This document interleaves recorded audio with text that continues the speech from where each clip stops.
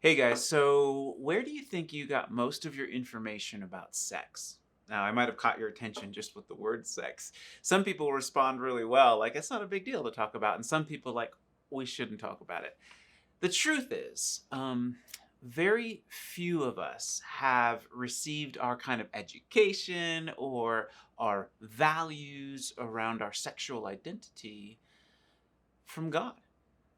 We usually, as humans, get it from our 8-year-old buddies or things we find or magazines we see at 7-Eleven or movies. And it's kind of strange. Like we get ideas from what culture thinks. And then oftentimes the church gets involved in like, honestly, becomes like the no police. Like, yeah, culture says this, but you can only do sex in at this time and all of these things. And honestly, it just gets very distorted.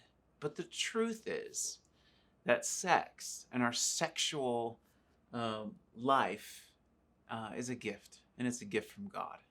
You see, in the very, very beginning, when God made everything, and He made man and woman, and even encouraged multiplication, which is encourage. It's encouraging sexual relationship.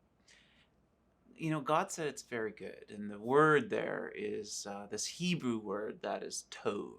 Like it's amazing, it's beautiful, it's pleasant, it's delightful.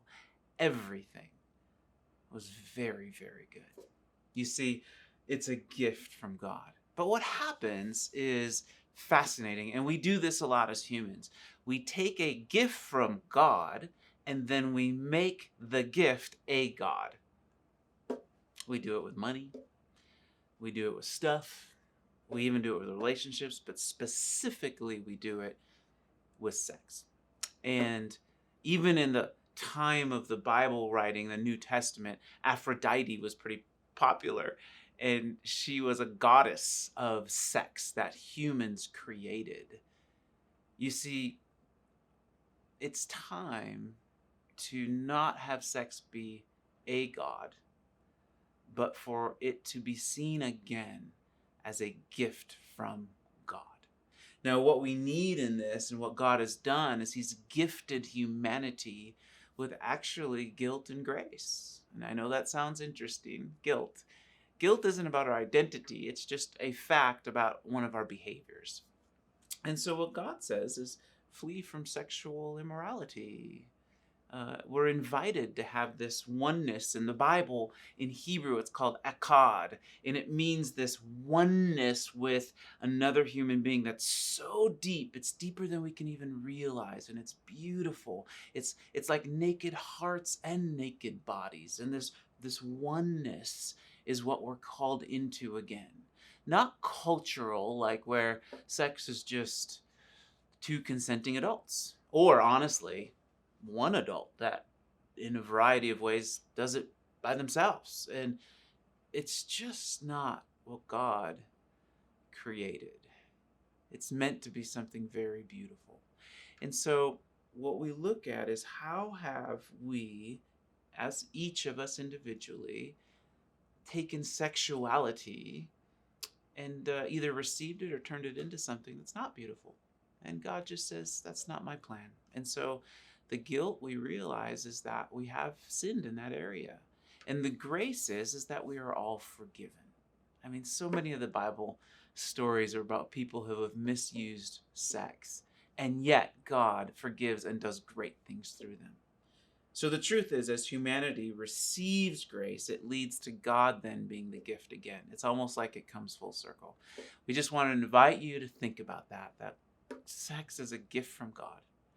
It's not to be a God. That through grace, we can see that it's beautiful and that God is actually the ultimate gift. So think about this week in your groups or in your processing of devotions.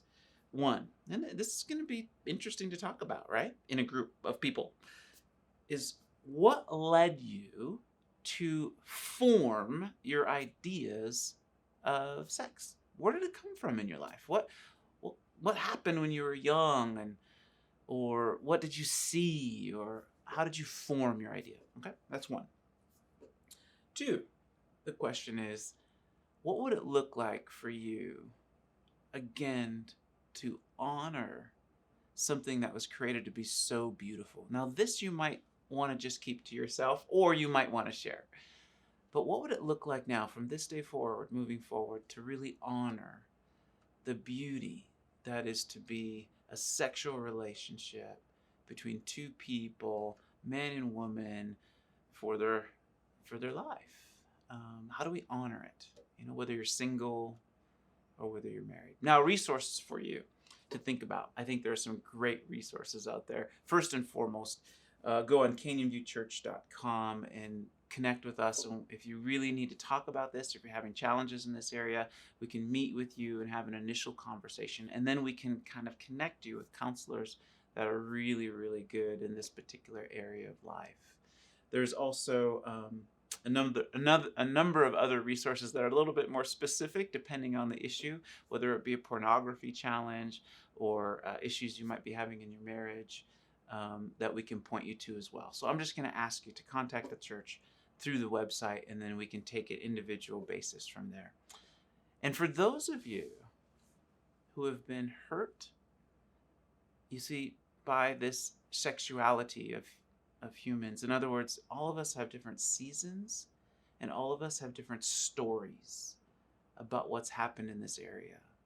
That God has healing for you, and that God has forgiveness as well. And so may you be blessed as you talk about this in your groups or you talk with God.